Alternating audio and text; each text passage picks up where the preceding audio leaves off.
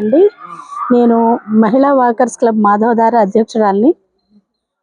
మేము ప్రతి సేవా కార్యక్రమాలు అవన్నీ చేస్తున్నాము.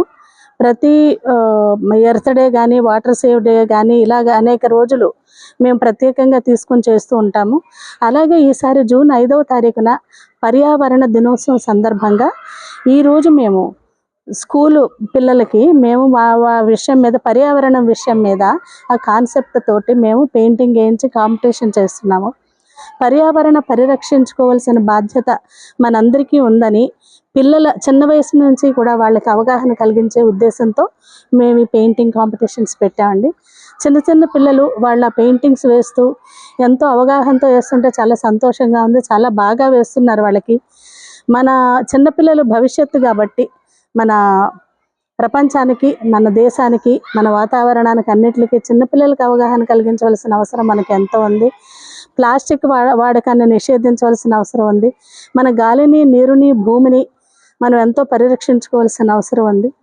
ఈ సందర్భం మనం అడవులను కాపాడుకోవాలి. చెట్లను నరికేసుకుంటాం వల్ల విపరీతమైన వాడకం, ఏసీల వాడకం, విద్యుత్ వాడకం, దీనివల్ల మనం గ్లోబల్ వార్మింగ్ ఎక్కువైపోయింది. ప్రపంచం అంతా కూడా ఈ వాతావరణం అంతా ఇలా పాడైపోవడానికి కారణం మన చేతులారా మనం నాశనం చేసుకుంటున్నాం వాతావరణాన్ని. అది మనం ఇంకా అవగాహన పెంచుకొని మన వాతావరణాన్ని మనం అభివృద్ధి చేసుకోవాలంటే మొక్కలు నాటడం మెయిన్, ముఖ్యంగా ఆ మొక్కలు నాటే కాన్సెప్ట్ని మట్టుకు మనం తీసుకోవాలి.